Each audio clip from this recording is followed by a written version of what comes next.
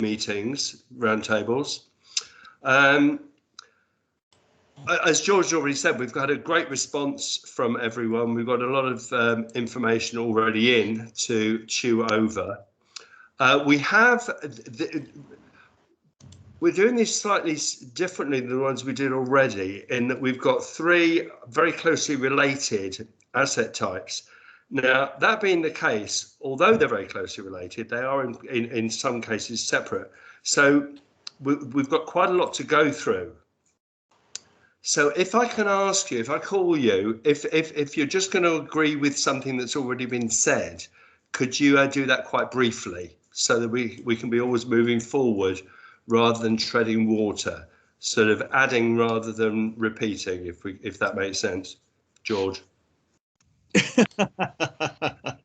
So let's, what I suggest is, I've been told that I'm not to read my opening remarks, as a result of which you're not going to get any, which will also save an amount of time. So what I'm going to do, let's go straight in, George. If you want to do some sort of intro very, very briefly, and let's get straight into question 1. Cool. Yeah. So the objective of this is to be able to provide information to the responsible people, the building safety managers and the accountable people, with something that is consumable and succinct, that gives them the information they need to do certain things.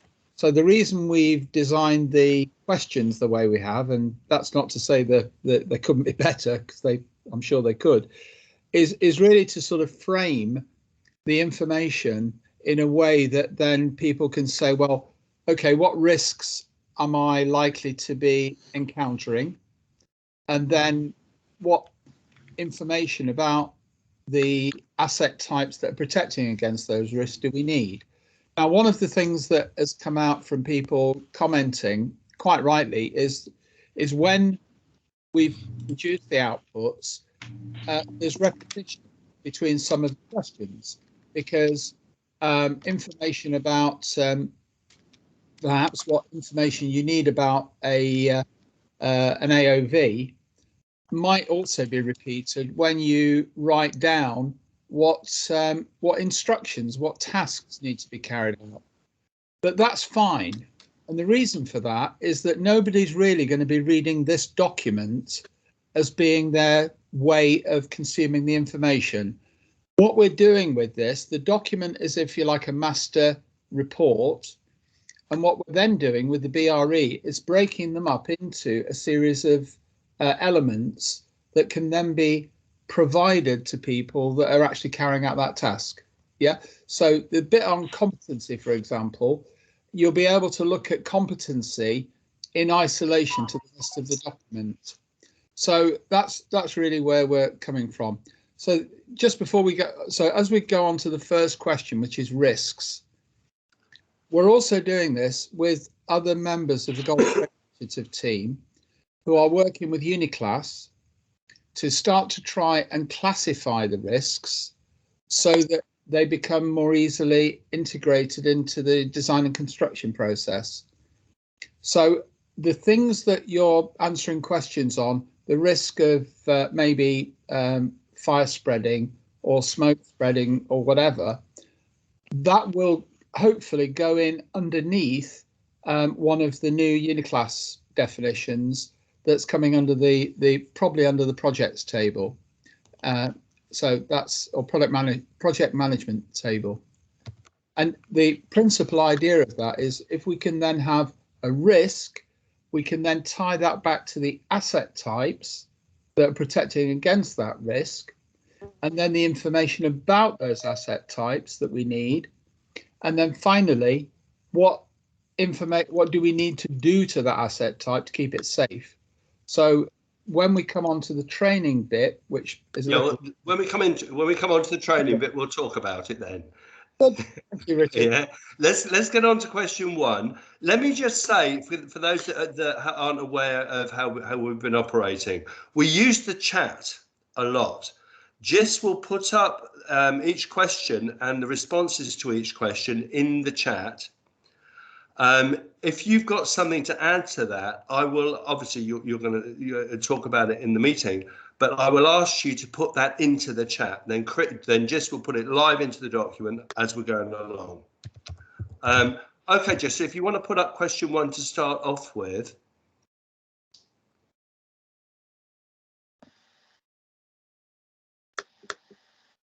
Lovely photo.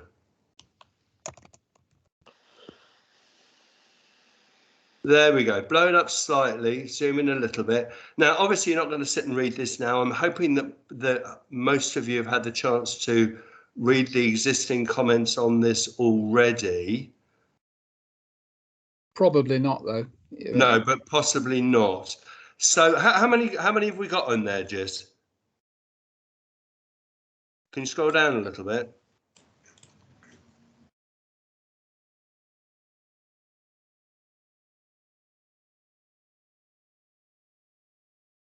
Right, so we'll do 1A first, which is a page. Shall I give you just a minute, just to kind of skim through that before I say to you, is there anything you want to add? Because until you've actually seen it, you won't really know, will you? Would that be a good idea? So if you want to have a look at that now, and I'll leave you to it silently.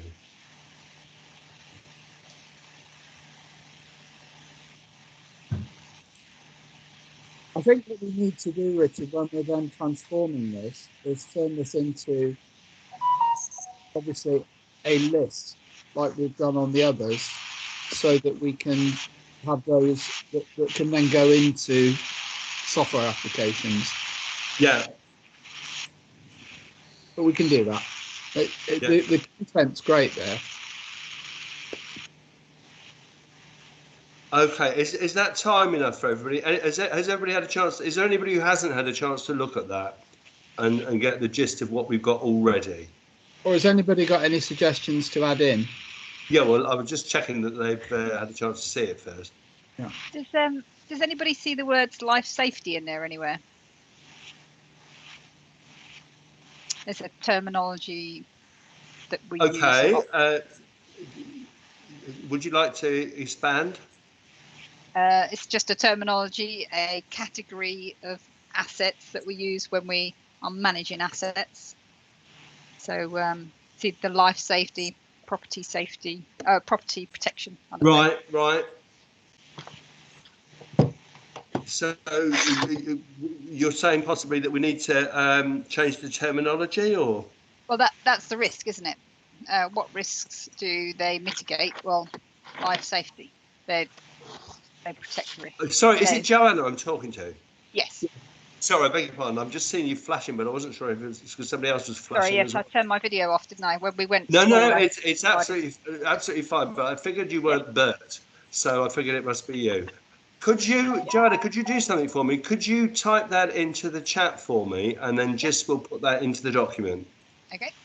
Fantastic, thank you. Okay, has anybody got anything that they think is glaringly missing from what we've got there already? How about you, Will? You're on mute, Will. I'm in the pot, sorry.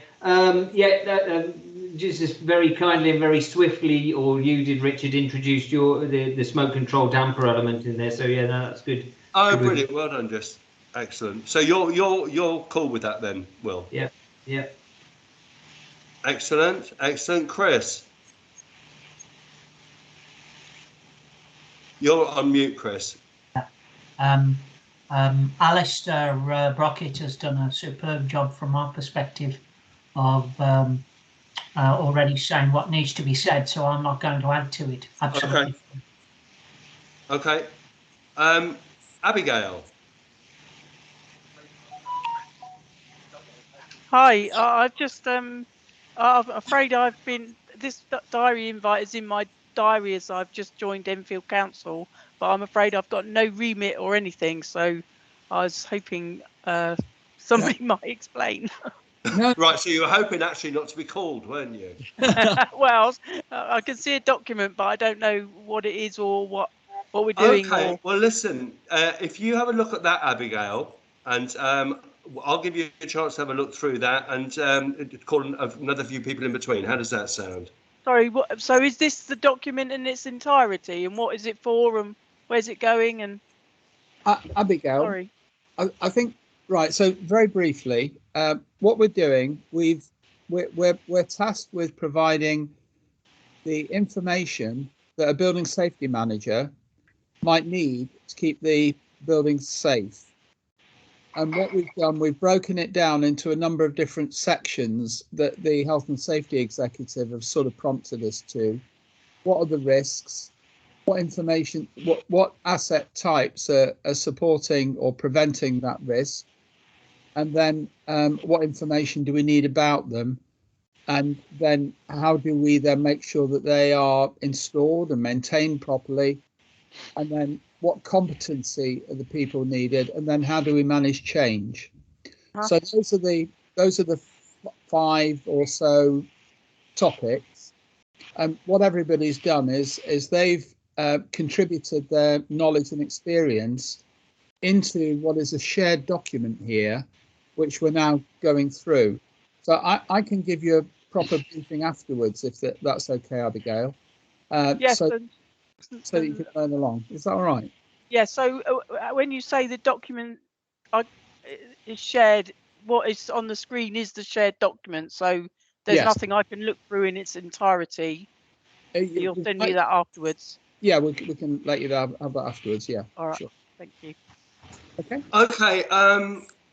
Or just quickly, Alistair's contribution, did that cover all 3 aspects? Sorry, no, I think he did for fire dampers. Yeah. All right. So it's primarily for fire dampers. No, I also did a section on fire stopping, because you commented yesterday that there didn't appear to be much input in terms of fire dampers. I added that in yesterday, but my initial response was primarily to do with fire stopping. Okay, that's right. And you added something in. No. I'm just trying to ascertain if you've obviously, as several people have said, very thoroughly gone into part of it. Is there a part that we need to actually delve into? Well, I think what we do going forward is what we really want is quite clearly, these are the specific risks that this particular asset is protecting against. So if we can break out what the risk is, and then in the second question, the information you need about the asset, that's the way we're trying to structure it. But we'll try and interpret that from what Absolutely. No, I was just, my point was, if there are three parts to the question, 3 parts to the asset, and Alistair's answered thoroughly 2 of them, then we need to get we need to look at the 3rd one. That was kind of where I was coming from. Yeah, and Joe Cilia, who's on the call, he's I think probably the compartmentation side of things, and Chris, they can probably contribute to that. Joe, right? Joe, is Joe there? Sorry to interrupt, but all of this, the whole subject, is linked to compartmentation. You can't actually separate compartmentation out from fire stopping and fire dampers, for example. No. They are intrinsically they are intrinsically linked, because compartmentation is, if you like, compartmentation is like your universe. If you think it was a Venn diagram, right? Yeah. And then within that universe, you then have compartmentation by compartmentation or structural elements or building elements, and then another circle which is fire stopping, and then you have another circle which is fire dampers. Right. And so there's an overlap of all 3. Compartmentation, it's a different word usage than we're talking about the other 2. Compartmentation is your starter for 10. Fire stopping and fire dampers are the methods to compartmentation. It's to maintain your compartmentation. Yeah. Okay. The fire, as Alistair has quite rightly said, the fire stopping is there to deal with any penetrations through the compartmentation. So the compartmentation itself will only be tested in perforate. There are no holes in any of Right, the yeah, this is, tested. I'm just seeing what Chris has just written. I have to say, when I first read this is what I thought. Compartmentation is not a product. Yep. Yeah. The other two are products. So really, we've actually found the question wrong. The compartmentation comprises of 3 products, right? Yeah. It comprises the building element, whether that's a partition wall, block wall, or a concrete floor or a timber floor. Then you have your service penetrations and the fire stopping that goes around it, and also your fire dampers. So, yeah, Chris is right. Compartmentation is a strategy. It's not a product. Yeah. I'm with you products, but they are products which form the compartment. There's one other element in that, and that's doors. Yes. But well, that's a whole other subject in its own. Yeah. Can I just? It's my fault. I wrote the questions. Yeah. May I? Sorry, George. After you, please. Yeah. I don't have full functionality of my computer. Sorry. No, sure. What I was just going to say is that what I was trying to do here was I do appreciate that compartmentation is a strategy and it's an outcome, as it were. Yeah. What I was hoping to do was to incorporate, for example, what Joe would be bringing to the table, which would be the dry lining, which I believe, as long as it's been done properly, forms part of the compartmentation. We're already doing we've already done fire doors, but what I was hoping that we'd have in the conversation today, which we've just been having, which is great, any elements that are forming that compartmentation. So that's really all I was going to say. Right, so we want to. Yes. So George, are you saying you want to pull out other elements other than the 2 that we've identified for compartmentation on this question? You want to pull out other elements as well? Drywall, yeah. I think so. Sorry, go ahead, Audrey.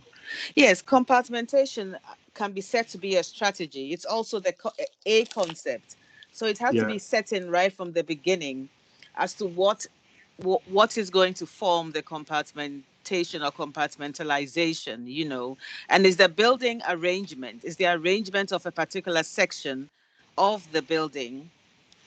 I mean, it's easier if it is a box section. It could be trapezoidal, it could be cylindrical, it could be spherical, it could be anything, but it is what totally separates that particular section of the building from the next. And so if there are any services that go through from one section of the building, say A, to another compartment B, we have to ensure that the compartmentalization is complete and is accurate by the use of fire doors, by the use of fire dampers, by the use of fire stopping when we penetrate the wall, and and that sort of thing. So it could also be, it also has to include the makeup of the wall.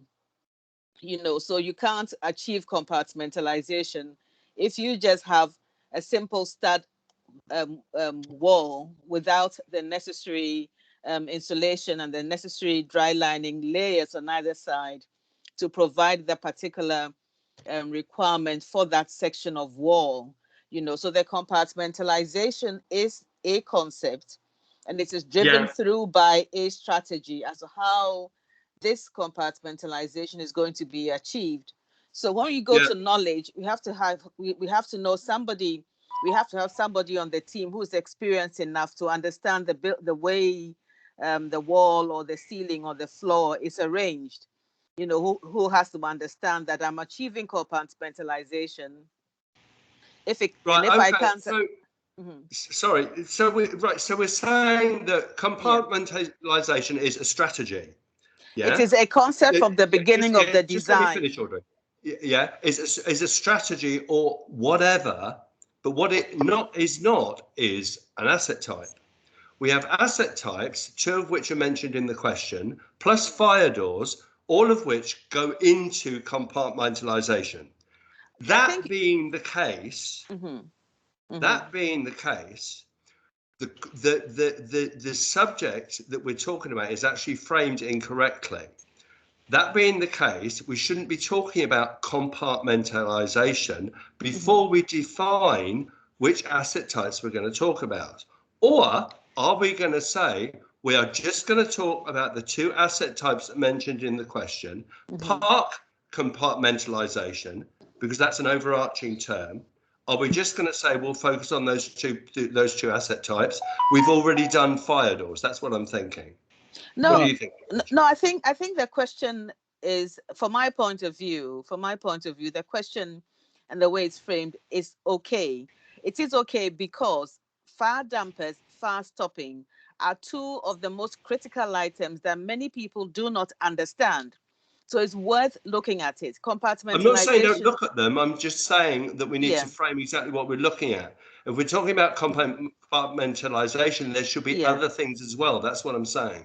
Yes, it can be framed. I get you, but that can be caught under the umbrella of the general arrangement of the compartmentalization or the compartmentalized area. It's the general arrangement of it, you know. And so when I say it's a concept, it's decided at the design stage. We are going to achieve. We want to have 4 or 5 compartmentalization areas, and we're going to break it in by having safety corridors. And those, once you say a safety corridor, then you know that you have to have fire doors in between. Yeah, absolutely. Let me just bring George in, because George. Yeah. Right. I just don't want us to lose the dry lining. Yeah. Yes. In this particular context, is an asset. Right. So therefore, I want to ensure that the dry lining and any other asset type that forms part of the compartment is covered. Captured. Yeah, what I'm saying is let's define those now before we go any further. Okay. Yeah, so dry lining. Joe, is that is that the right term to use? Make sure I'm not on mute. It's wall paneling, actually. Sorry? Yeah, let's get all those types onto the table now, and then we know where we're doing, don't we? But you can say the general arrangement of the wall, and that captures everything. You can call it the general. I mean, general arrangement is also for plans as well as sections. So in this case, George, we're talking about the dry lining. I'm thinking we're looking at the section. You've got your hand up. Let's. Just to add to the asset types, we've not got any reference so far to both fire curtains and fire shutters that are quite common as parts of the system that will create or maintain a compartment. George, do these need to go into this discussion, or do they go into another meeting? Yeah, it's a tough one, really. I think we probably shouldn't discuss them now because we don't have enough time. So we'll just stick to the two that we've got, on the basis that we appreciate this is not compartmentalization. These are two asset types that contribute to it. Yeah, I do want the information on the dry wall, the dry lining, and the other elements that go in as well. So I'm not quite sure how we collect that. Maybe that's something. Is that another meeting? That's what I'm saying. Well, I think possibly what we do is if Joe maybe took the risk, if Joe was willing to act as the champion on dry lining, and maybe Ian could coordinate the fire curtains and the things that he's just mentioned, and we've already got the fire collars covered very well by Alistair. I think we could perhaps do that in a coordinated way offline, and then maybe come together again to talk about how all of these elements will actually contribute towards compartmentation. Because the big thing that's different about this, Richard, is that you might get your fire stopping right, you might have your fire dampers right, yeah, but unless they're actually interrelating with other elements properly, then the compartmentation fails. Absolutely, no, I fully appreciate that. What I'm trying to do is define this meeting. No, I agree. Yeah, so that we know what we're doing for this meeting. So what we're saying for this meeting is the additional elements we're going to do offline. Yes. So we're just going to stick to the two. Ignore compartmentalization. We're going to stick to the two defined asset types. Yes. Yeah. Yes. Is everybody else okay with? Is anybody not happy with that? I'm going to take that as a no. Everybody's happy. Right. That being the case, let's get back to question one. Is there anything that anybody thinks, and I think probably not from what we've already discussed, it's been very well covered by Alistair and others. Is there anything anyone can see that we've got written down for question one that is glaringly missing? Anyone? I'm going to take that as a no. Question one is finished, completed, print it, Gister. We're going to move down to question two. No, sorry, question 1B. Right. What are the risks to fire stopping and dampers themselves? What risks are they themselves susceptible to? Now, we've got about another page or something on that. Have you had a chance has anybody not had a chance to flick through that? I think these all came out very late, so I'll give you a minute to flick through. And before we actually, we were a bit late with this. That was my fault. I'm sorry. I'll give you a minute or so just to flick through that. I think you'll find it's probably quite straightforward. But if you do that, and then I'll come back to you in a minute. Richard, I'm sorry, I don't have full functionality, but if I can, so I can't see whatever is there. But one thing that the fire dampers are at risk of is of cost cutting. Because if well, Audrey, I think you'll find a lot of that's on there. Just can you email to Audrey this list? Right. The question answers. Explain that if it is there, when I don't mean changes. This is different from changes in the project. I mean cost cutting from the client. Because if one wants to achieve compartmentalization, at every time that, say, an HVAC vent goes through a compartmentalization wall, one needs a fire damper. And oftentimes the clients will take that off. And so that is a very big risk. If the client understands the need for the fire dampers, and then he may say, okay, but they're very expensive pieces of kit. And so many times the clients think that this is a one-off issue that will never happen. And of course, it does happen, you know. Well, Audrey, can I suggest to you, could you put that in on you know what I'm going to say, don't you? Yes. Could you put that on the chat for me? Are you able to do that? I have to do that later because I'm using my phone. It's a bit tricky because I don't have the full. Yes, I don't have the full. Could you make a note for yourself? Could you make a note for yourself to do that for me? Yes, I will. It sounds like an important point, but I don't want to miss it. Yeah. Okay, now assuming everybody's had a chance to look through this, again, in terms of fire stopping and dampers, is there anything that anybody thinks is glaringly missing?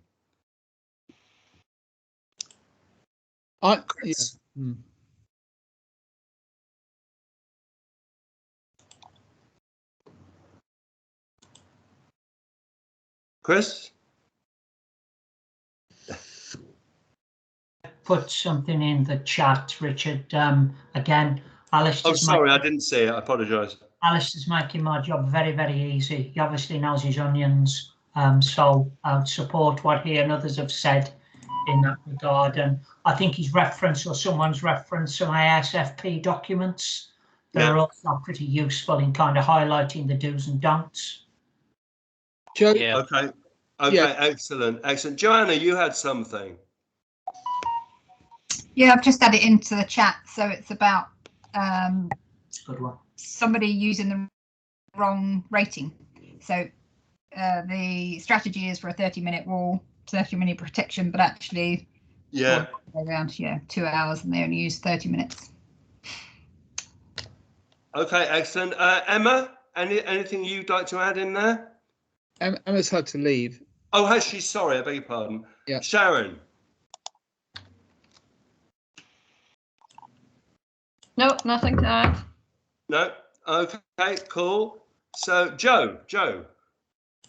No, I'm just going to send you a link. So the document that I think you're talking about, the ASFP document, is a joint document that we produced last year about fire stopping of service penetrations. I think that should be cited in this guide somewhere.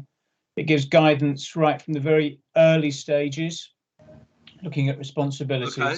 Yeah. Looking at the structure itself, as somebody said, it could be a flaw. It could be a flaw that somebody somebody stands on. It could be any of those things. So it runs through that and also starts to look at the sort of evidence that you need to pull together to ensure that it's not just a product that says half-hour fire rated, but it's half-hour fire rated for that situation with that penetration.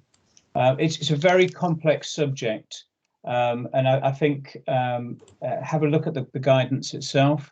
It was produced with BISA, Building Engineering Services Association, with ourselves, with GPDA, who are the trade body for dry lining, and it's freely available. And it's been peer reviewed, and it's got a lovely forward by Dame Judith as well. I'll put the link in the in put the it in the guide. chat for us. We can we can put that in our resource section. Yeah.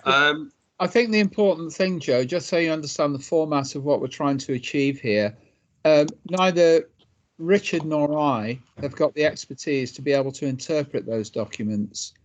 So what we're hoping is that the roundtable groups are able to use their knowledge and expertise to draw out from those documents the vital information that a building safety manager needs just to do that particular task. Yeah. So what we're doing, we're signposting the right documentation, but what we also need from our group is really to be able to distill that down into a real summary that we can use, which I appreciate is not easy.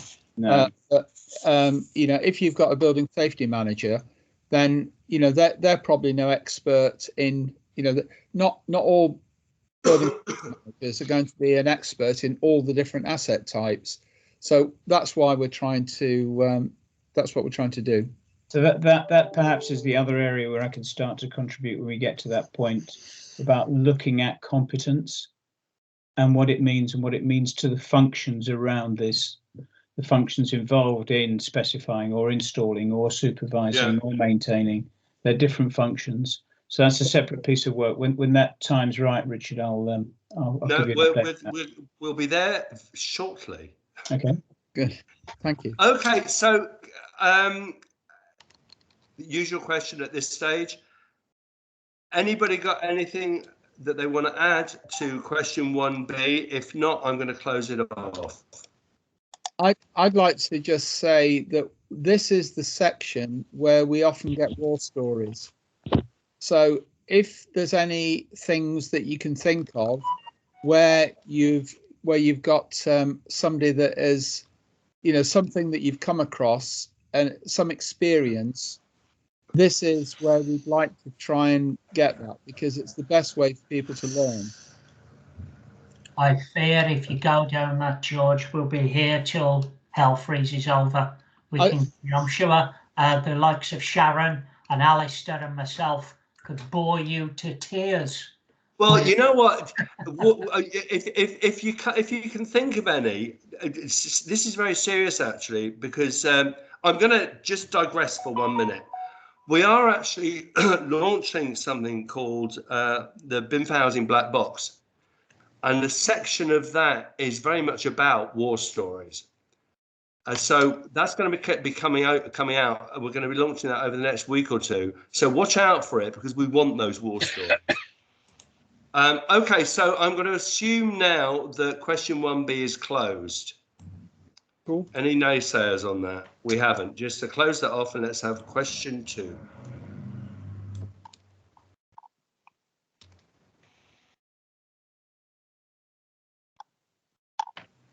Excellent. Question 2. What information do you need about fire stopping and dampers to ensure they perform as required? George, do you want to say anything on that?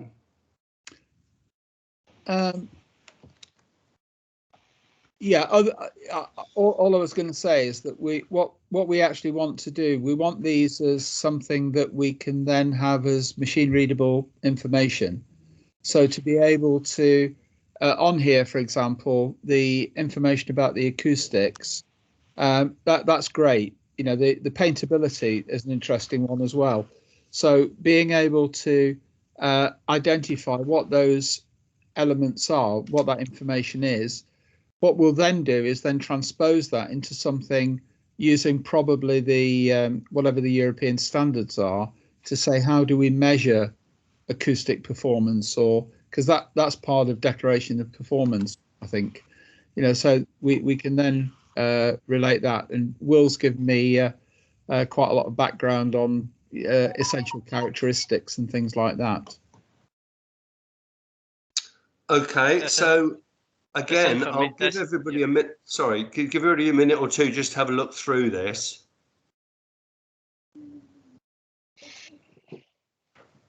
These attributes, this information can actually easily be found if a product is CE marked and it carries an ETA.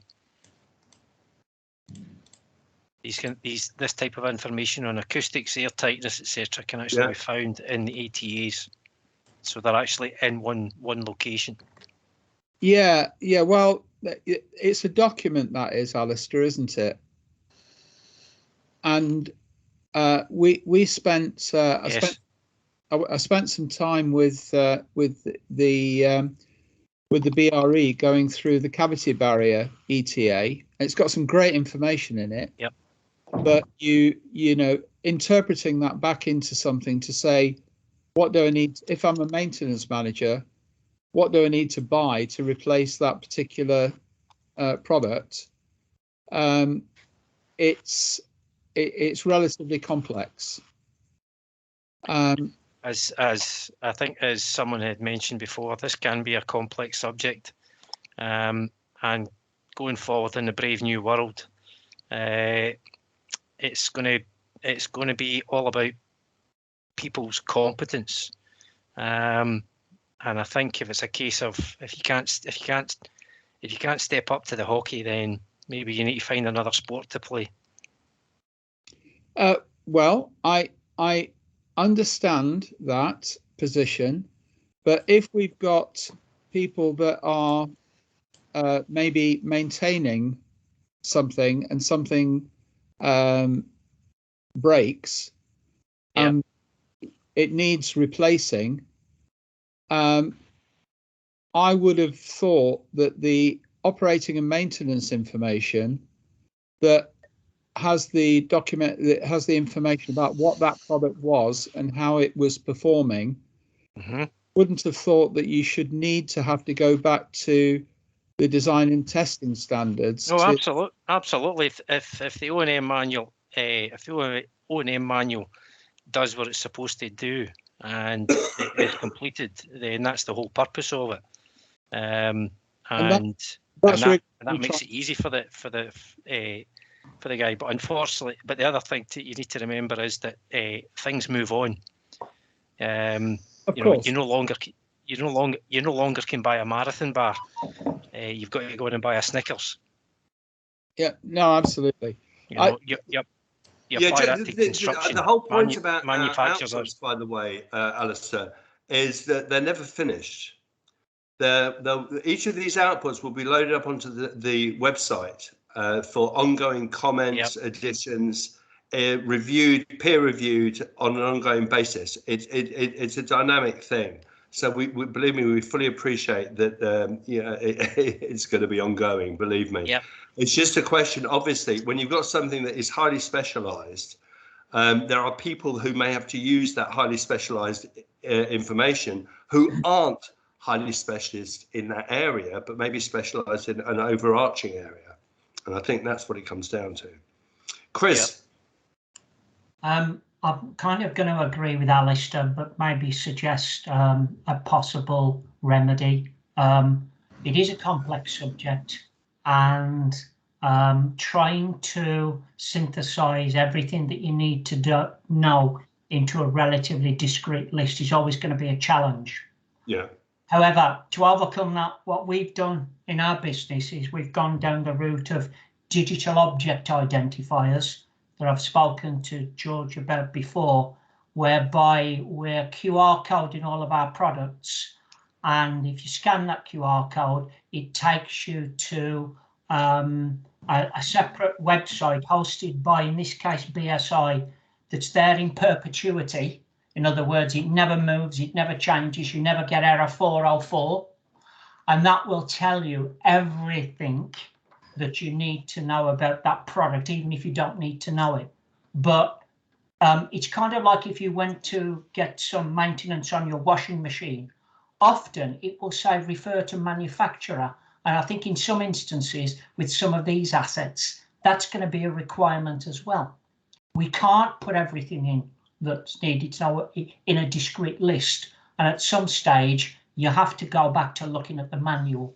And I'm slightly skeptical that we would ever get a building asset manager that would understand the complexities of compartmentation. I think that's too much of an ask in terms of competency. Yeah, I guess what I would say though, Chris, is that if something's been installed and the information about that is on SI digital identifier data, and somebody has determined what that information is. Yeah. And therefore, as long as if we can get that information in that form, which is presumably it's the necessary property set that's needed, then that's what we want to be able to make available. Because the digital identifier, I absolutely agree, it's a really important element, but that shouldn't be the only way that people. Oh, absolutely not. Absolutely not. But the reality is you're talking about someone looking at an asset in years to come, when we've all retired or doing something entirely different. And you can, within the auspices of the asset data management system, you can put so much information. Would it be sensible to repeat every single item on the CE marking requirements, be they normative or informative? It would probably be too much. But so you basically select the vital things that you need to know about that asset. And if you want to go any deeper, then the DOIs are more useful in that respect. Yes, I agree. What I've discovered just as a layperson looking at declarations of performance and the ETAs is that they've got some fantastic information, but they're often about how the product was tested. Whereas what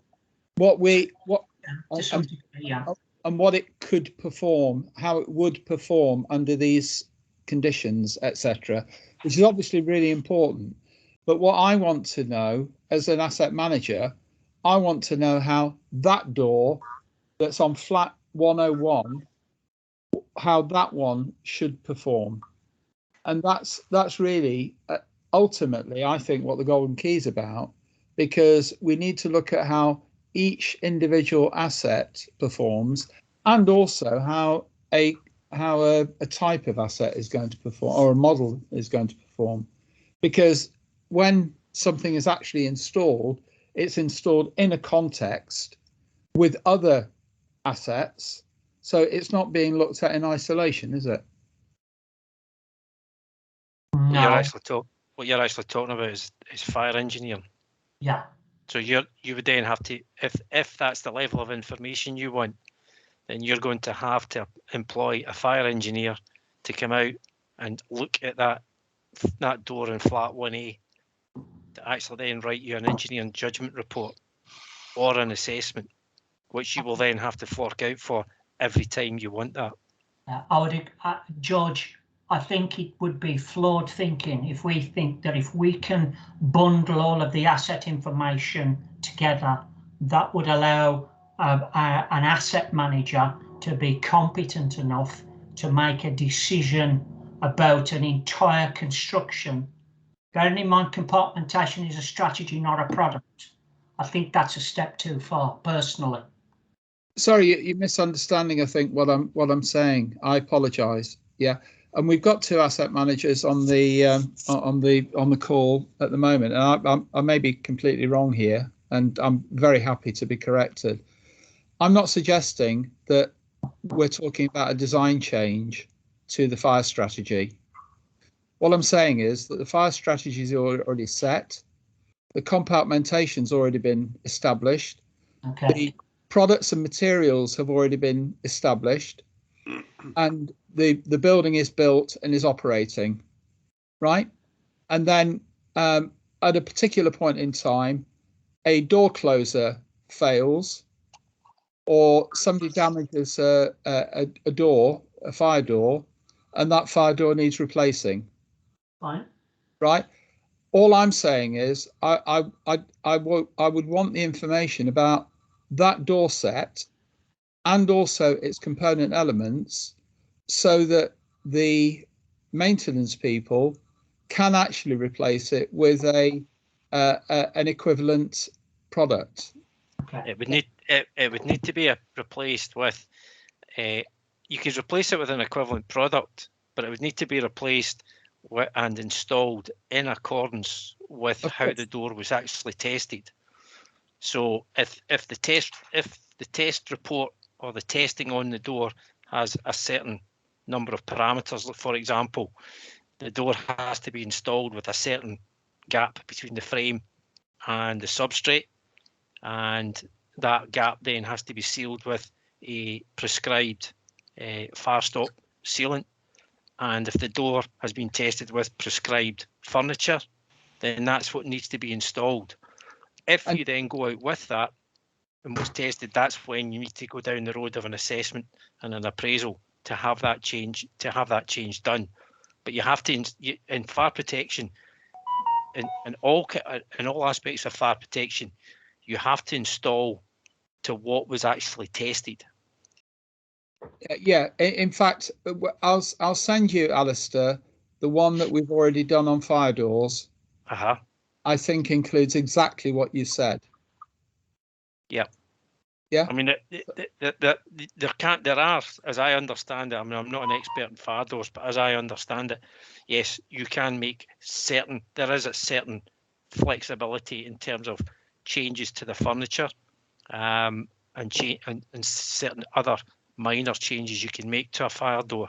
But essentially, the core of the installation has to be within the scope of the test, because at the end of the day, like everything in construction, it's all about achieving the highest probability that you can, because like anything in construction, there are no guarantees. There are no guarantees of performance. It's all about probability, and what you're trying to achieve is the highest probability of performance. Agreed. So we'll look. I'll send you the. I'll send everybody the fire door. In fact, we've got it up on the website. It's within days it'll be. Well, it's all up on the site now. Within days it'll be all viewable on there. Can I just pull us back to the question? Mm-hmm. I know we've been talking around the question, but to pull us back to more specifically to see how close we are to actually answering it. Sharon's got a hand up, Richard. Sorry, I'm not seeing people's hands. We've got so many people in the meeting. I only get the odd snapshots of about 4 people. Sharon, please take the floor. No, that's fine.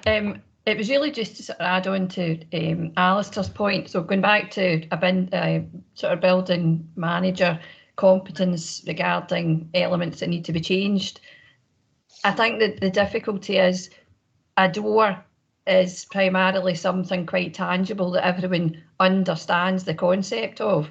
I don't think that can be put in the same bracket or the same basket as damaged fire stopping, because there's not the same knowledge and competence. So my fear would be that the asset, you've got general terms, like tripping up on a carpet, that's, general awareness. But the minute you go above a ceiling, or the minute you start looking at a stud partition wall, the minute you start looking at double sheeted, different various colours of sheeting, and all the other elements of fire stopping and all the other products that we're talking about here, the compartmentation and the actual building fabric can't really be lumped in against with general terms like doors, because that's just something that people are aware of. I think that would be my concern, that we need to separate out when a specialist contractor does need to be called in to do a repair versus someone who could be competent to change a door, or competent to change a hinge, or competent to change ironmongery generally. But don't go too far. Where's that the line that you don't cross, because you don't want to start involving an engineer, you don't want to start looking at fire strategy. No, absolutely. We are going to be coming on to competency, Sharon. I think in question 3 or 4. Just in terms of information, though, I'm going to come back to you, Sharon, actually, when we do that. But just in terms of information for question 2, is there anything anybody thinks we should be asking for other than what is already down there? I'm going to take that as a no. So just we'll count question 2 as completed. And we'll move down to question 3. Right, this question 3. Now, we've actually changed question 3, but not on screen. For the reason being that this is what we sent out to you, so we've kept it the same. But in much the same way with the compartmentation, method statements and procedures are things that contain tasks. So we're going to ask you to ignore method statements and procedures, and we're just talking about the tasks. We want the tasks that make up those. Richard, can I just say something? Absolutely. This actually relates to what Sharon was saying.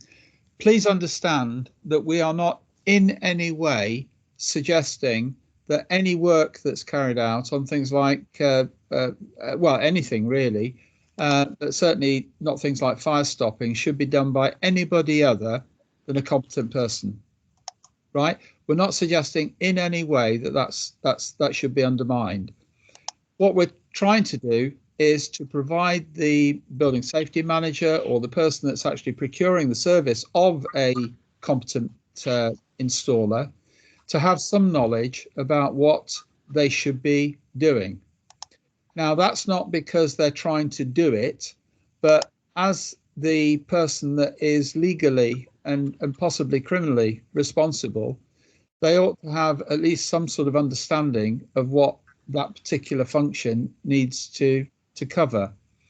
The other thing I would say is that it's becoming increasingly clear that even competent people can make mistakes, and therefore having a checklist or a series of tasks that are, for example, the installation of a fire damper or the inspection of a fire damper. I mean, we've got SFG 20, for example. It might be that is adequate to for doing maintenance of fire dampers, but maybe there's a procedure that a fire damper installation expert would say, this is the methodology, these are the tasks that a competent person would be carrying out.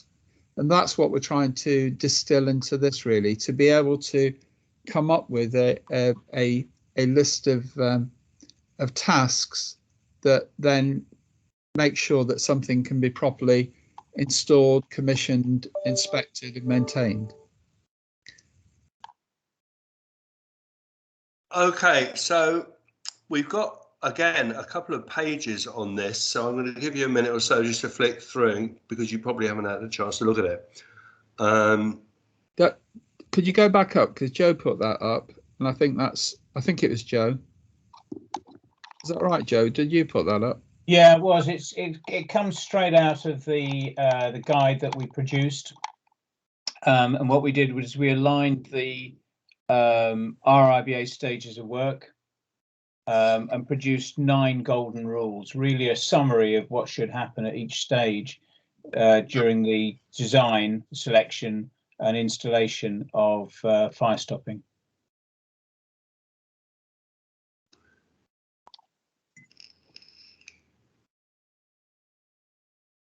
Yeah.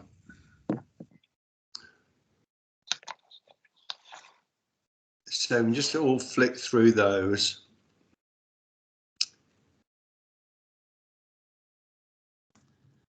Given where we are on this, could I ask Joe and Ian, who I don't know who else is on the call that might be doing maintenance of these assets, but Joe, would you have something to contribute here? On maintenance? No, sorry, I meant, sorry, I apologize. Joanne Harris. Joanna, I'm sorry. Okay. What did I?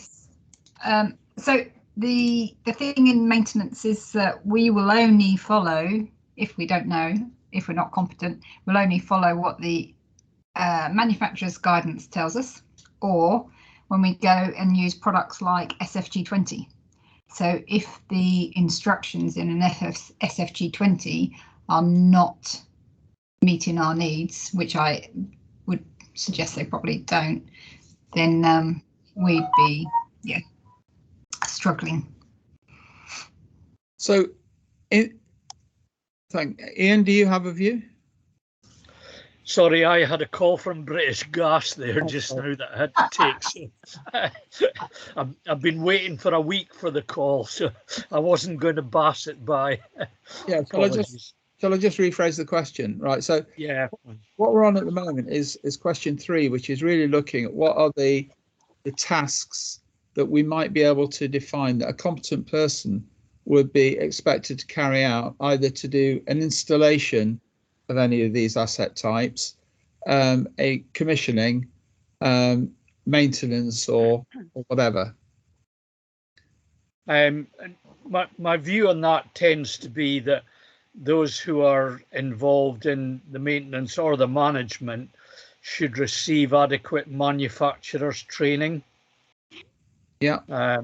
Because that then brings it back to the manufacturer ought to be sharing all the relevant information so things won't get lost by way of Chinese whispers. Thank you. Alistair, you're a manufacturer of fire stopping, aren't you? Yes. So presumably, do you do such training, and you could provide some sort? Would you say for the different types of products that you provide, would presumably you've got a list of tasks that you'd expect somebody to carry out? Would you? Well, the products come supplied with. We supply them with installation instructions, which primarily are more in pictograph form, and that's both to cover those who may be literally challenged, but also to cover the different languages. And what do you do any such a way that you get a visual representation of the installation. We also provide, we also do product training when requested. So if an installer wishes, or someone installing FireStorm wishes some instruction on that, then yes, that can also be provided. What about maintenance, Alistair? Would you maintain fire stopping? It's generally designed not to be maintained because most people want to install it and forget about it. And that raises the question of right, how long can you leave fire stopping in place, which then develops into a wider question on the longevity and durability of any construction product. The issue with that is there is no test standard for this. So whilst the building regulations talk about fitness of purpose and the use of durable products, it gives no guidance as to how that durability is to be determined. We ourselves have carried out a a certain kind of a certain level of durability testing. However, it is not a test standard. So legally, we cannot make any claims about it, but it can be used to demonstrate the robustness of the Firestone products. It's basically it's a series of freeze-thaw cycling followed by fire testing, and it's based on a German standard for concrete. So the idea is to be able, people expect to put the Firestop in and leave it there for decades, and its only real replacement is needed is if it's involved in a fire or has been damaged by environmental conditions. The other thing is that that Firestop sometimes has to be replaced. It's more often it will be replaced because services are replaced during their lifetime. Cables, pipes are added or replaced during the building's life cycle. Chris, you had your hand up. Have you put it down now? No, I a lot of the points I was going to make, Alistair's already made. We often get requirements for, 60 years seems to be the buzzword at the moment. Tell me that your product's going to last for 60 years. And we're in the same space as Hilti, in as much as we then have to take tests that we know of and probably accelerate the cycles and test the products after we've done the freeze thaw to the various fire testing. But I think going forward, Al, from a manufacturer's point of view, it's important that they supply installation instructions. It's important that they at least offer the opportunity for product training, and also we produce maintenance notes, which basically are quite simple. It's not so much maintenance, it's what to do if it's damaged, because basically the products, the word passive is meant to be that it's passive and you can inspect it, and in theory, as long as you don't disturb it, it will do its life for however long you want it to be. My only concern in this regard is that you have lots of people, lots of companies going along and getting third-party certification for installation from FIRES, LPCB, IFC, and then consumers assuming that that makes them competent to install any method or any type of fire stopping or cavity barrier or damper, when I think you need two things. You need that general overall understanding of the topic and the subject, but you also need to talk to the manufacturer for him to show you what are the nuances of his particular installation.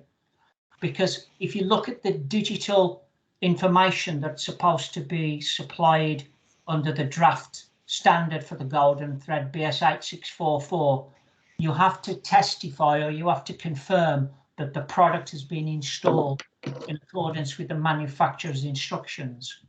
You can't do that if the product manufacturer hasn't told you how to do it. Yeah. Right. Yeah. That's great. Now, would you, Chris, would you say, have we got that on our answers? In an exchange Alistair and I had where we violently agreed about this earlier in the week. That's right. Yeah, I remember. So we have got it. We have got it. Thank you. Great. So you haven't got to type? No. Okay. Anybody else got anything they want to add into this? And anything they think we've missed? Well, I think that if I may, yes, if I may, I think that following on from what Sharon was saying, I looked at SFG 20 and I looked for fire dampers. It's taken me quite a while. And so to find it there on the SFG 20. So if I were a building manager who didn't have my background or my experience, then I'm afraid they wouldn't go looking for it. And if they don't know, the building manager doesn't know where that building element is supposed to be, they will never find it. They will never see a fire damper except they went to look for it under SFG 20 inducting. I mean, I've gone through so many places where I thought it should be before I found it. So if I didn't have my background or my information as a building manager, how would I ever know? Yeah. That's where it's at. So I strongly defend everyone who's been saying that there needs to be some experience and there needs to be some competency, because as I was saying at the last meeting, we can't now look at housing and think that it's okay, or rather we've got to treat it as a critical, it's almost like a critical industry now. You know, people are losing their lives because of things which could have been handled. So well, maybe, Audrey, maybe it's not just about expertise and competence. Maybe it's just about the information isn't so blooming hard to find. Yes, and that's maybe that should come into it. Yes, I quite agree with you. Maybe you shouldn't have to be that level of an expert to get an answer to a question or to find the information. But for example, fire dampers. Yes, I understand, Richard. But as I said in the beginning, fire dampers, for example, they're expensive pieces of kit if you compare to other things, like fire stopping or fire colors or something like that. So they are at risk of being written out because their client thinks that they're too expensive, we can do without them. And no one will ever find a fire damper in a typical building, except they knew where to look for it. And if they looked for it, then they would see that, look, it hasn't been fixed well, it hasn't been put into the ducting, it hasn't been put in where it should be, where the compartmentalization occurs. There are so many things to understand about fire dampers, for example. So many things to understand about fire collars, for example, to know where they are, what they look like, I know. Let me tell you, Audrey, just for our site, we're putting photos of everything. You want to try and find the photos for some of these things. It's not easy. It's not easy. Yes. No, it's not. Yes. George, sorry. Yeah, I was just going to say a real experience yesterday. I spent an hour with I was working for a client who's a health trust, and I was dealing with the maintenance contractor, a large maintenance contractor that has got a 5-year contract to look after all their buildings. And we were looking through the asset list that they were covering, and the way that they were recording the information about fire stopping and fire dampers was that they got a single work instruction to address all of the fire dampers in that building. They weren't actually relating them to an individual fire damper. They weren't locating the fire damper. The fire dampers. Yeah. Terrible. Yeah. I've explained to them, I don't think that is safe. No. I think they should be able to say particular, if there was 20 fire dampers that they had to inspect, I think that they should be able to say which ones have been inspected and which ones have potentially failed. Yes, definitely. Does anybody disagree with me on that? And that's the point, really, that what we need to do is we need to make sure that the fire stopping is a classic example, actually. If I could say, get some input from you on that, Alistair, because often we have with even good products like bolster and the like, we end up with a drawing with dots on it, and what we really need is for that information to be geolocated. And I think we've had conversations. Sharon's, I think, going to set up for us to meet with the bolster people. But what we really need to make sure of is that we know where we've taken on working with a client.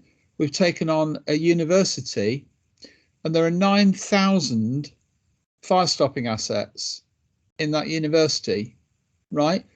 And there's no in the data, there's drawings that you can look at and inspect them and then cross-relate them. But in the asset data, it's all been done to full BIM level 2. The asset data doesn't tell us where the fire stopping is, which I don't think is safe. I get your point on that. Yeah, it's. I mean, to put it in context, compared to possibly about 10 years ago, the advent of things like Bolster and Hilti's own document manager are at least a massive step forward. And the next thing, yes, would be a geolocation aspect of these systems. That would be ideal.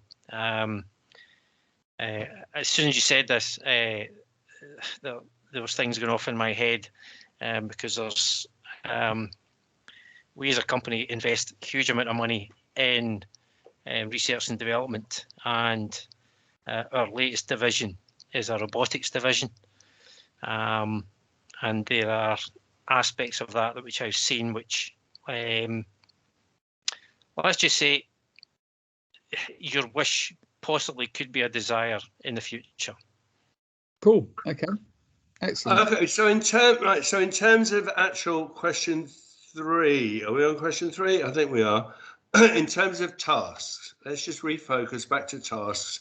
Are there any tasks that are not on our list that should be?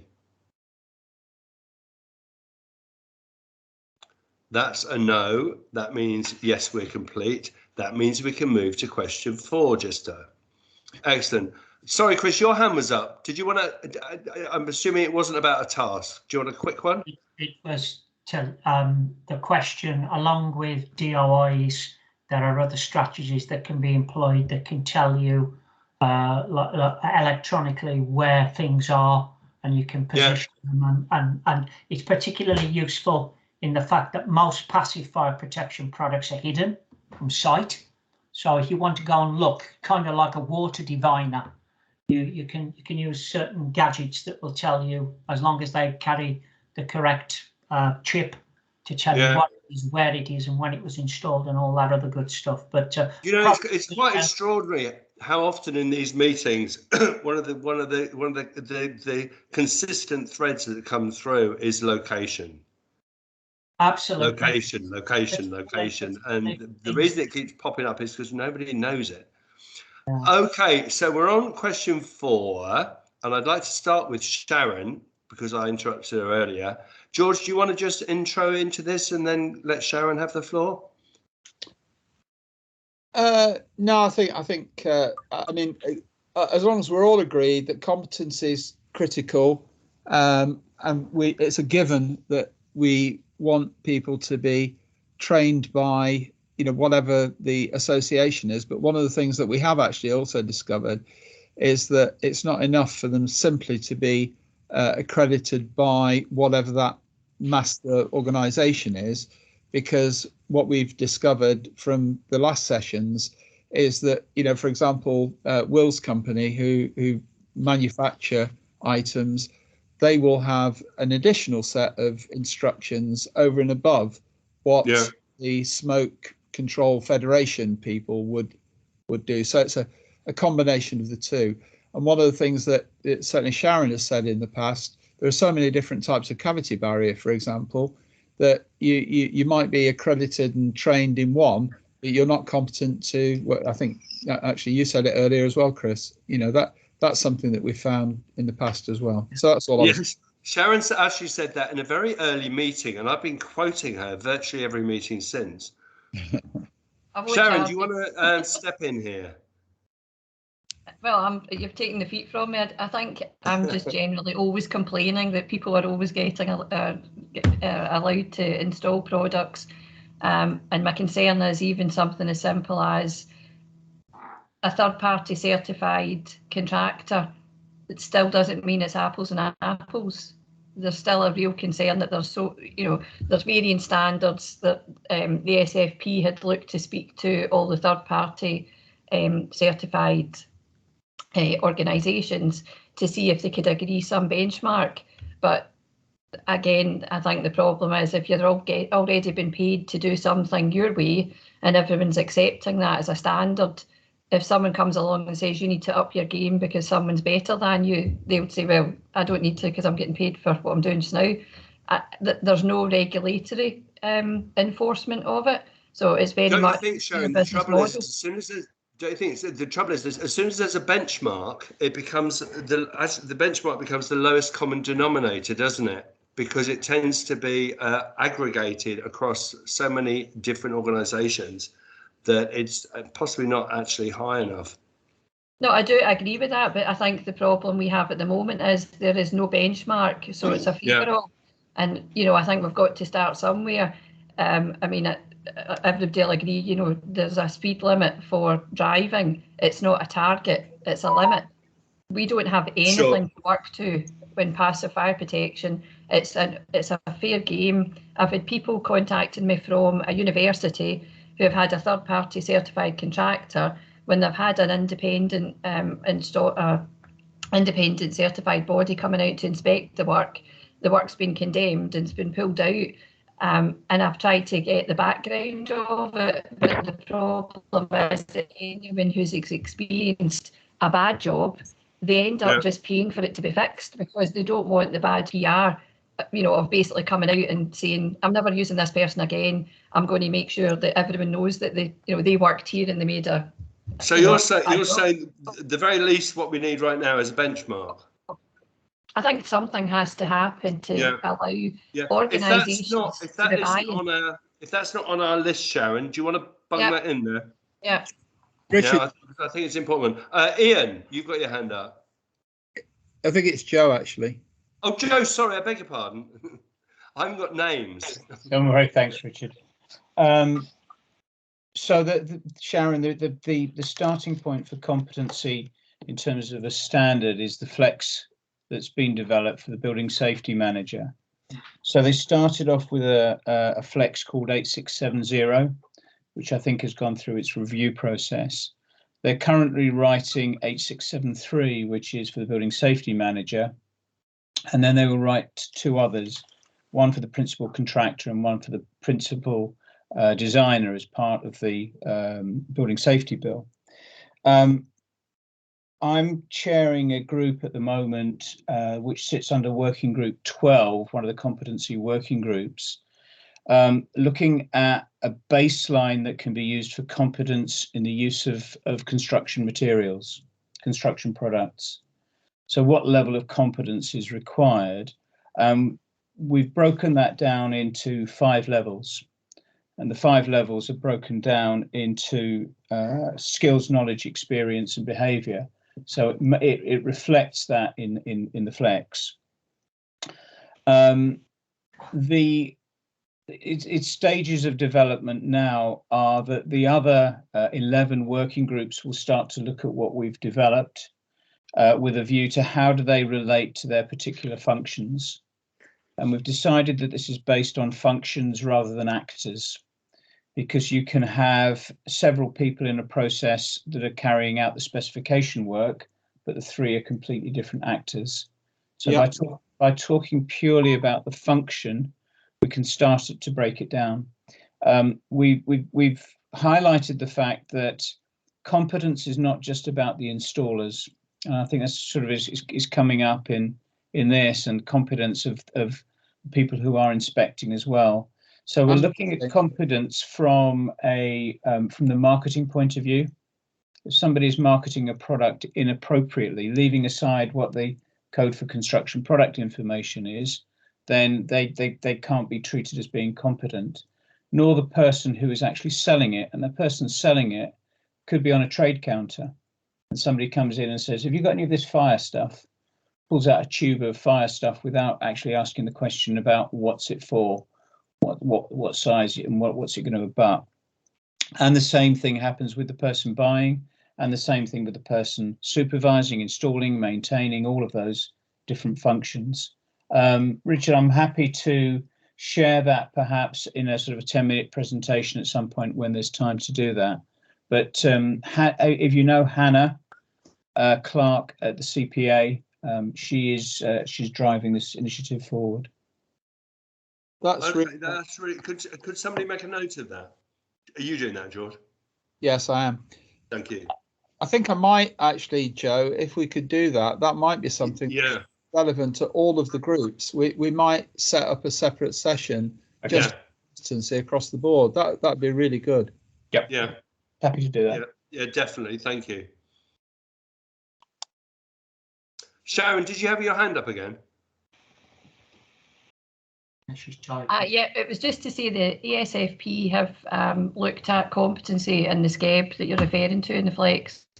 And it's to try and ensure that manufacturers, designers, installers, all the members have got a criteria they've got to achieve with varying degrees of competency levels to be achieved within the organisation. Because again, going back to benchmark, it doesn't matter if I've got an ESFP level 3 or a degree or whatever, if I'm not the person that's supervising or don't put in the correct policies and procedures for the people who are working below me and I'm not policing them, it doesn't matter if they've got an NVQ2 or they're one of the 5 people with no qualifications who's been supervised. So the ESFP are looking at that table of competence to make sure that ESFP members fall into that. And the whole purpose of being an ESFP member, being third-party certified, being an accredited installer for, say, Hilti, etc., you've got the sort of belt and braces, but it's all optional. And if we're putting a price in for a tender, it's, you know, it still comes down generally to price, then quality. Whereas you were saying that was all optional. Well, it's optional to join the SFP. It's optional to be third-party certified. Is that in our document, Sharon? No, I'm typing that up just now. All right, thank you. Sorry, thank you. Before you tell me. Okay, anybody else got anything on that? Will, we haven't heard from you for a while.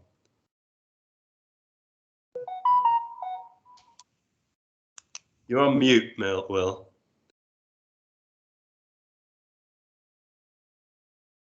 Oh, sorry about that. Yeah, it's really interesting listening to B about the development of the 8670 Flex umbrella standard, specifically for smoke control. As I mentioned in the text there, we as an industry group, we developed the SDI 19 accreditation scheme, third-party accreditation scheme underwritten by UCAS.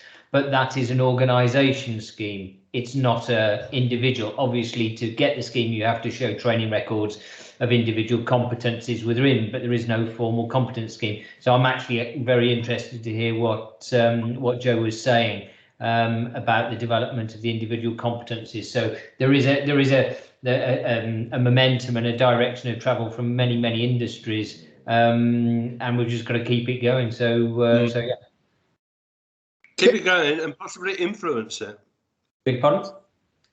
Sorry, keep it going and possibly influence it. One and the same thing. Yeah.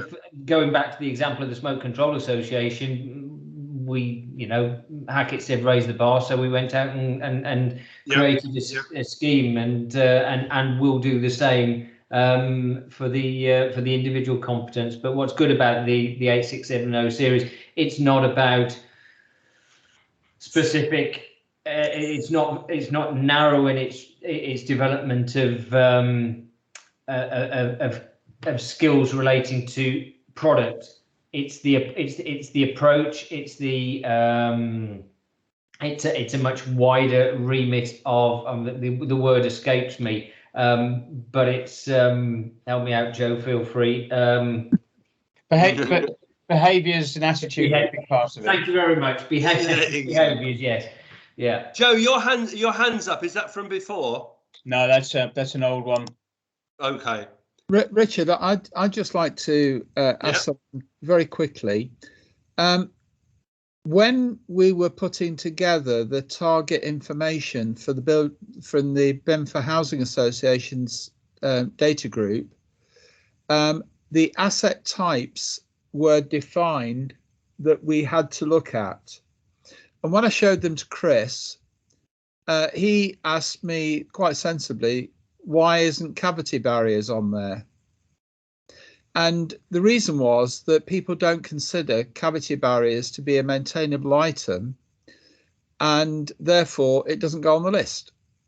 Now we've obviously changed that, and we've also looked at that from a point of view of I think also the drive that where a wall is acting as a fire compartment, then that itself should be considered to be an asset because it does need to be maintained. Well, maybe not maintained, but we need to know where it is. That's the important thing, from an asset management perspective.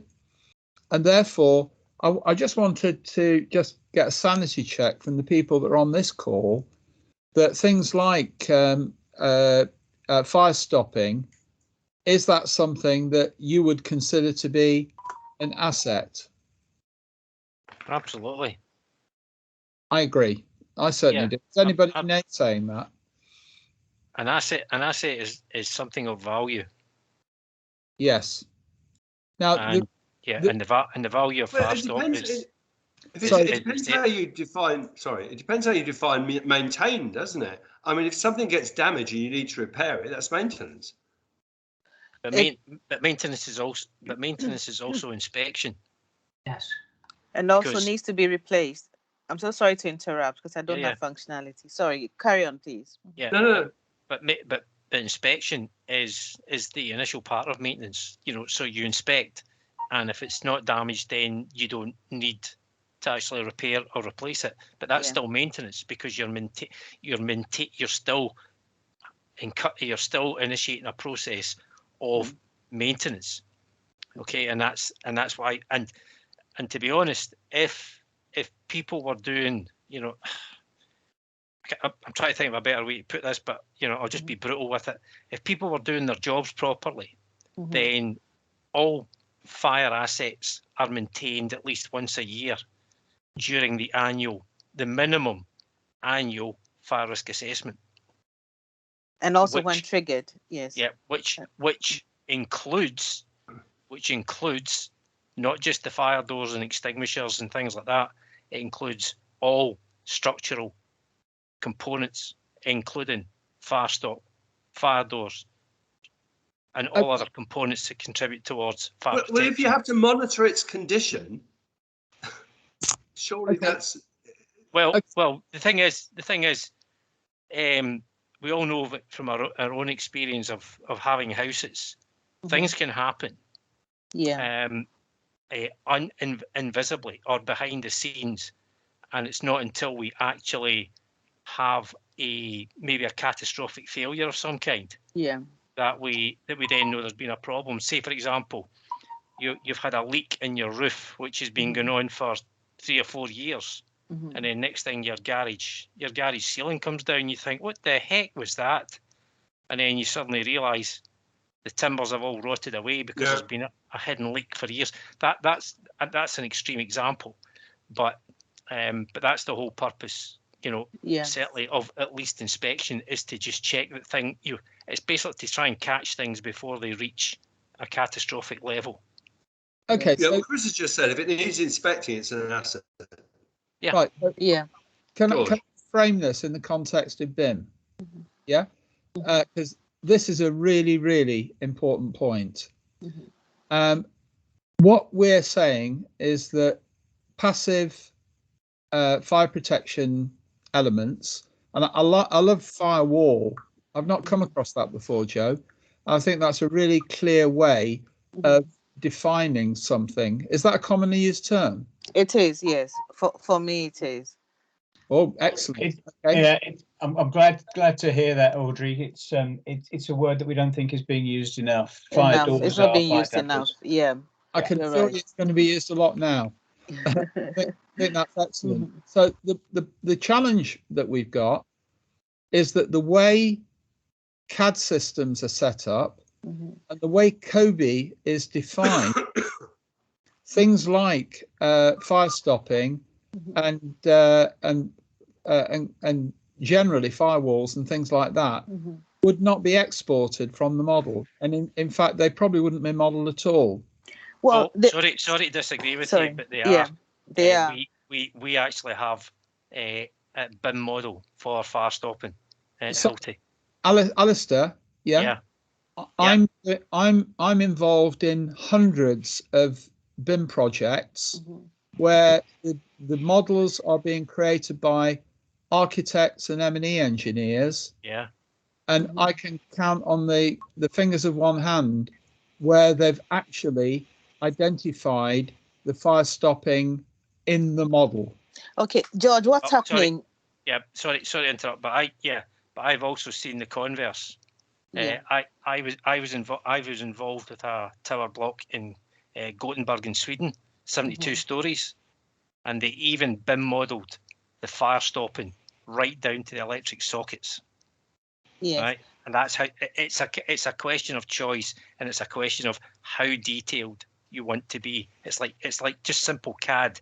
You can be as detailed as you want, and so it's to do with it's more to do with will and then secondly the knowledge. So your BIM model you can model your BIM model right down to the screws that are holding the face plates on. Right, it's it's what level you want to actually go to. That's the point. Sorry, I'm going to have to interject there. We're way away from question 4.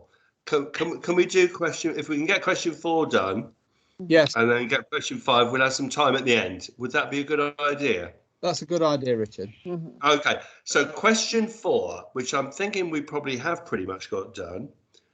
The competency and training should be in place. My guess would be we pretty much got that covered. Are you is anybody in disagreement with that? Right, just go. We'll count that as a print. We'll go down to question 5. Chris, I've seen your hand up and I'm not ignoring you. Right, how changes from one product to another are recorded? Chris, have you got something to say on that question? Just bear with me a second. My comment was to talk about Alistair and you're back to the BIM thing. And, can we do that at the end? If that's all right. So drive on with this question, Richard. Thank you.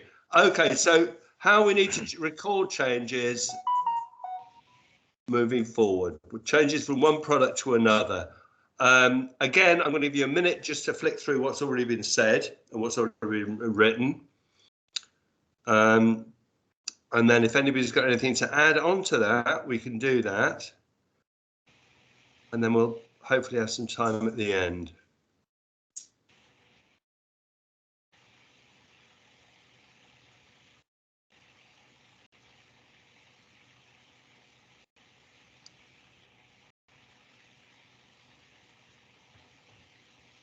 Okay, so has anyone got anything that they think is glaringly, obviously missing from that?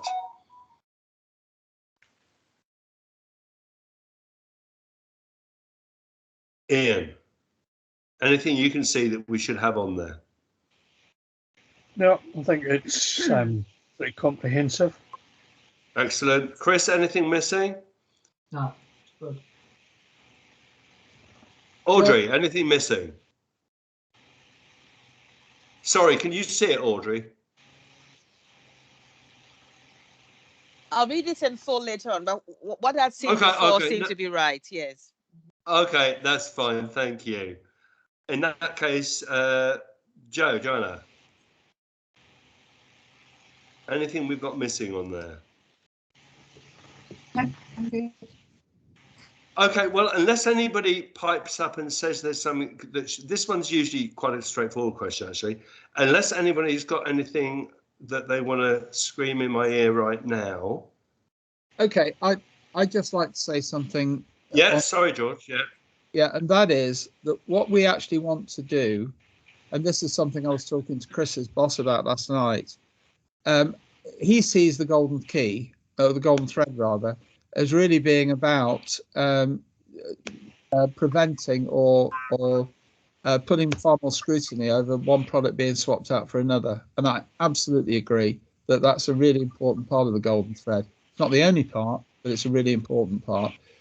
Therefore, the point about from my perspective, what we need is a robust change management process whereby you start with the product that has been determined at the outset before it goes into value engineering. And let's not start to discuss whether value engineering's a good thing or not, because I certainly don't think it is, but it's the way the world is.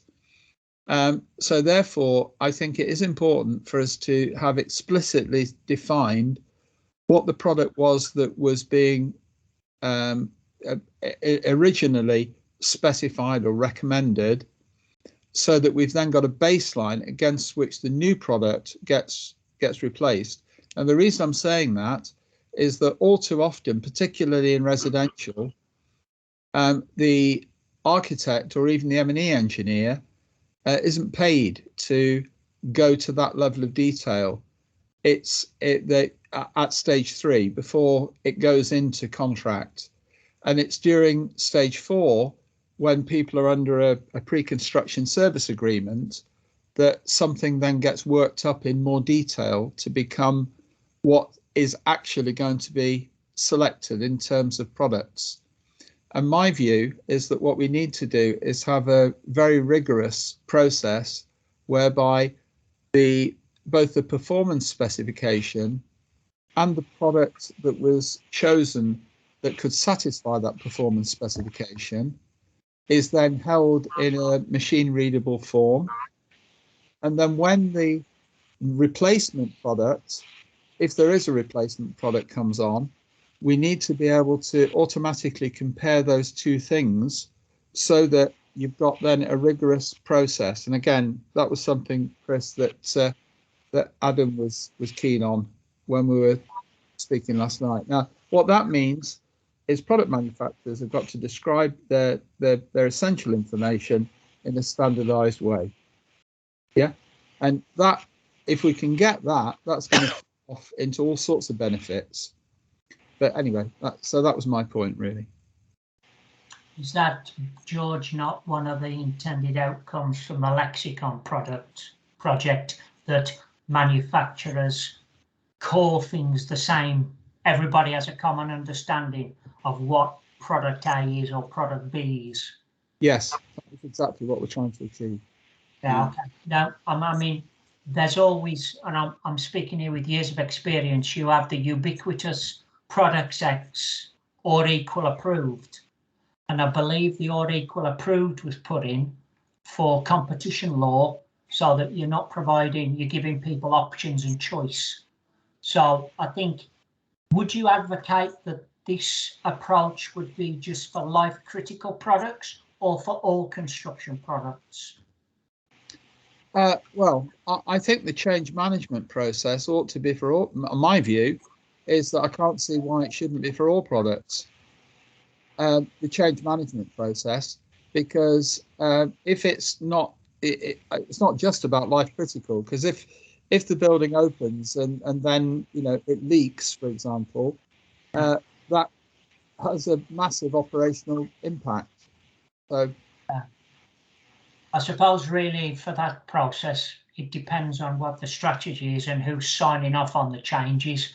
I think what we could possibly work on is levels of authority to change things, because the worst thing you could do is have a situation where you have a construction site that's almost put into some kind of inertia because you have procedures in place that don't allow to be that kind of basically stifle progress.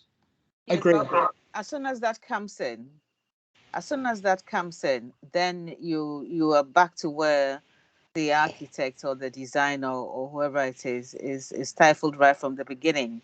Because in the large scale housing projects, it is quite rare now to find an architect in charge of the design, so to speak. More common is the design and build element, where the architect is just one of the client's teams and he's not really in charge of technical things. If he tries or she tries very hard to push it through, then that is an exception rather than the rule.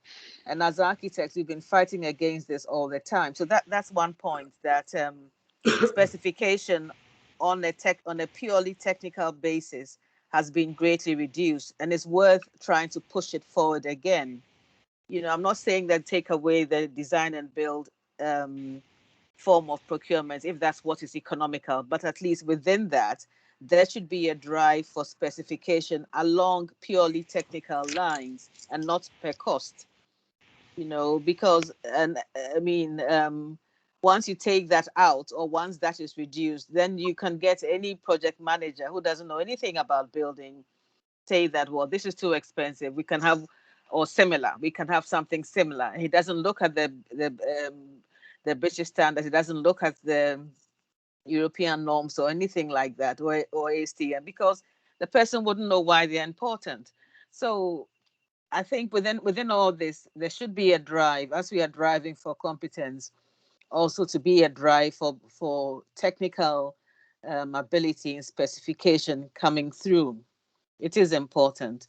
And also the other discussion we're having about what should be, which items should be handled under change control. Any item that is being procured, you know, should actually be, should go under a change management, so long as it's going to be procured to a certain standard, to a certain quality. If it changes, it has to be subject to change control. And I do accept also that there could be levels of change control. If it's, frankly, now I can't actually tell what in a building should be handled by somebody fairly junior, because if you're looking at compartmentalization and the person has changed rock wool for any other insulation which catches fire, then it becomes a big problem. So, you know, I think the technical competence in specification should be driven in all of this. It is important. Yeah, my view would be that if we can, the one way of addressing part of this is having standardized data that makes that more transparent. Transparency would be useful, and that goes back to the maybe the lexicon project, George, where if someone says this is this product, everybody has a common understanding of what they actually mean. And you often get, so you and I, we spent hours debating, when does a cavity barrier become fire stopping, and when does fire stopping become a cavity barrier? Yeah. And it's a shared understanding of that that's vital. And that's the first step of being able to make a simplistic kind of almost heuristic calculation. Is this product the same as what I'm looking at, or am I looking at an apple and a pear? Yes, because there's a, for want of a, to use a technical term, there's a property set or a group of properties that you could relate to a fire door, a firewall, a compartment, a cavity barrier.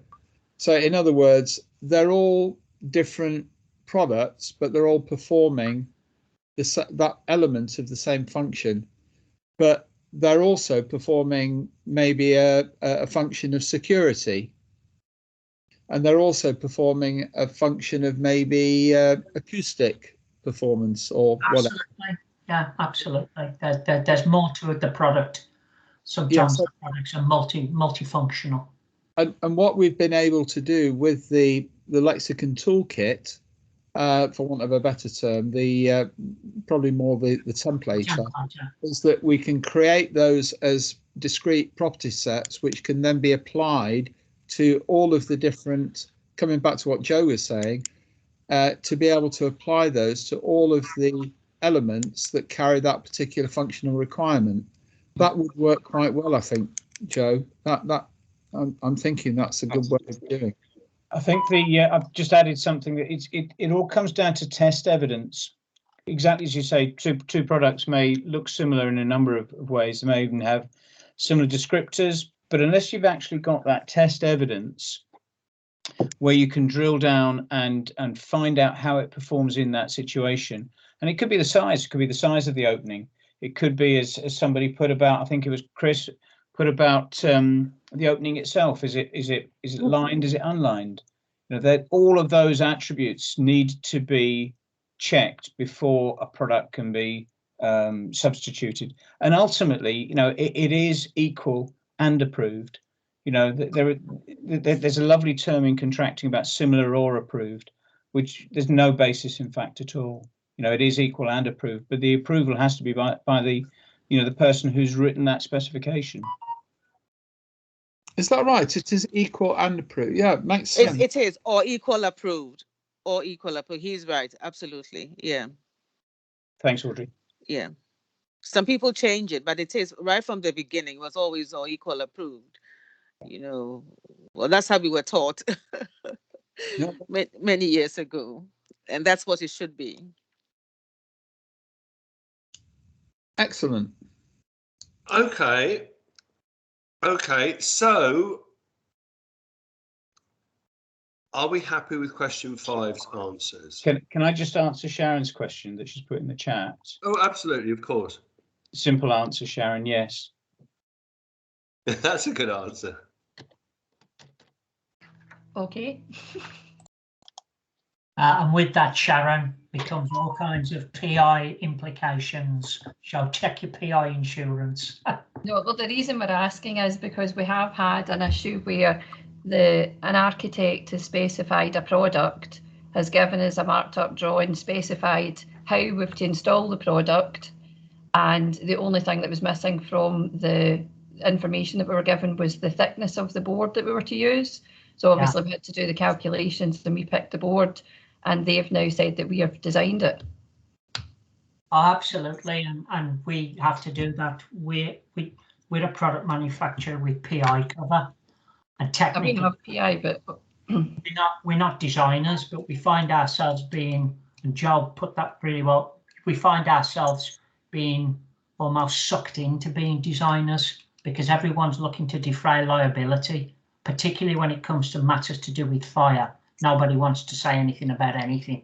They want to push the liability further down the line. So the better quality data we have in what products are supposed to do and give us confidence in being able to substitute them in some respects is a good thing, because it will reduce then the need for Sharon and businesses like Hilti and Siderise to have to make value judgments and basically design decisions that we're accepting some liability for but not being paid for. Can I just jump in here? What you've just said there, Sharon, and the answer that Joe's given is absolutely stunning. I say it's stunning. It's so important. Yeah. And the reason I'm saying that is that the example that you've given there, Sharon, is because information that, quite frankly, I would have thought the architect should have provided, because they've not provided it, then they've left a vacuum into which somebody else needs to step. Now, if it's the case that it is reasonable, and Audrey's on the call, is it reasonable that we should expect an architect or somebody, let's forget that it's an architect, somebody should have said what the thickness of that wall should be? Yes, definitely. Yes, definitely. Because I can't see Sharon's text, but I'm gathering, trying to picture what she might have written. But yes, an architect should provide the thickness of the wall, because if the thickness of the wall, or whether it was dry lining or brick wall, block wall, whatever it is not given, then there's no way that one can say that this is a 30-minute wall, this is a 1 hour firewall, this is a 2 hour firewall, this is a 4 hour even firewall. There's no way that that can be actually attested. So that the general arrangement of that wall, whether it's a stud partition wall with metal stud work and then insulation and 2 layers or 4 layers of dry lining on either side of it, whatever it is, it should be given. It should be drawn out in a section, and it should be specified and annotated. That's what it should be. But I know we're not tackling the BIM, we'll tackle it later on. But what's happening is, if it's a design and build contract and the architect has not been given the mandate, then they will not be able, because they're not financially remunerated, they will not be able to spend as much time on it. And that's what this is something that's happening. You know, so many gaps are coming up. We've almost become a victim of our own success, you know, and so now gaps are opening up where no one is taking responsibility or ownership of things which were traditionally very. I mean, we all proud of specifying and annotating and everything, but now all of that has been taken away. So, can I? Unfortunately, I've got yeah. another thing at 3, and therefore the BIM question that I do want us to have a chat on, and perhaps what we might do is just set up another maybe an hour sometime to cover it. Yes. But there's one point I would just like to leave you with. That is that there's absolutely no doubt that you can put as much detail into the BIM models as you can't model things that aren't modeled. But anyway, but what I'm finding, for example, the point that you've made, Joe, about the firewall, in the majority of cases, the details of the walls are not actually in the model, right? You've got then you've typically got a generic wall element, and then you will go to look at a finisher schedule often for each of the rooms that will tell you that information. And the schedule, even schedules of doors, aren't actually often in the model themselves. They are extracts from the model, and then they're annotated as Audrey was just saying there. So they're abstracts from the model. Now, that's fine, other than when you're then trying to export the information and use it. And therefore, what I think we need to do, I've got a major project on, and I've got them to agree this week that the walls that are acting as fire compartments, and I'm not going to call them firewalls, Joe, that the walls that they've agreed that they will include them in the COBie exports, right? There's nothing to stop them from doing that. I think, George, sorry to interrupt, but it just sounds to me that there's some shortcuts being taken. I mean, with oil and gas, we've sat down with Hilti several times and looked at, exactly what's happening to our walls, and so now we do draw them. We've always used BIM of sorts, and in very great detail. But it seems to me that what's happening on the other projects, and we are talking about housing, and I keep on saying that it must be seen as a critical industry. So therefore, that's the driver. Once it's seen as a critical industry, the architects or the designers working on it will be compelled. They will be compelled to act as we used to act and actually draw up the section and put it within the BIM model so that it can be customized of sorts. So that there'll be different, maybe 4 or 5 types of wall in that particular house, in that particular complex, or even more. And when you pull it up and you see the annotation and the section that is cut through, then you will see the makeup of the wall. And the finishing schedule is actually only what it is. It's superficial only. It shouldn't actually be carrying details of the wall on a finishing schedule. And this is what's happening there. When I say there are several gaps opening up. And until housing or large scale housing is accepted as a critical industry, therefore, meaning that more effort should be put in. We should go back and bring in all the traditional technical team onto the project. Then I agree. Yeah, more gaps will open, and it's not safe. It's got to be seen as what it is. I think this is something. If we're in agreement, I'm very happy to set up another session just focused at this. Yes. Because I think it's such an important area, and after all, we are BIM4Housing. Yes. So I think we should do that, and I'd really, like everybody's input. Unfortunately, I'm personally going to have to go, but it doesn't mean that we have to wrap it up. Well, let me just close off this question, if we can do that. Are we all happy that we've got everything we need on that question in terms of answers? Anybody not, excuse me, anybody not happy? We're all happy. Okay, great. That's question 5 closed off. So can I just finished. say, how are you not doing?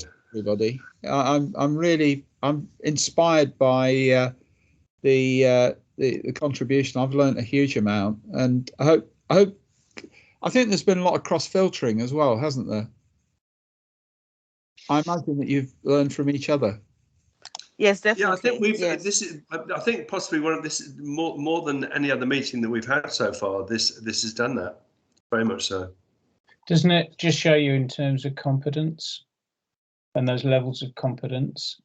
So when I sort of look at myself on these 5 levels of competence that we've developed, there are some areas that I can put myself down as an A on, and there's another areas where I'm no more than an E. And so we are competent, but are we competent in those own particular sort of spheres and fields? Right at the beginning of this, somebody put in the chat that shouldn't the, and I can't remember, it was the building safety manager, shouldn't they be competent? Shouldn't they understand all of this? And I think what we've explored in the last, hour or so of this, just on one little subject, how complex it is. And the same thing could be true of any other element, fixings, heating, externals, all of them have their own level of competence. And that's why a building safety manager won't have all of those answers. And often the key thing actually is sometimes it's not having the answers, but is knowing the questions to ask. That's it. It's having enough knowledge that you can ask the right questions, isn't it, Joe? That's part of it. Yeah. I'm sorry, guys. I've got to go. Thank you very much. That's fine. So George is suggesting that we hold another meeting specifically on issues raised here, which I think we're all in agreement with. We'll get back to you on that, over the next week or so, if that's all right. And then those of you who want to join, well, perhaps actually, Joe, that would be great if you could do your presentation perhaps during that.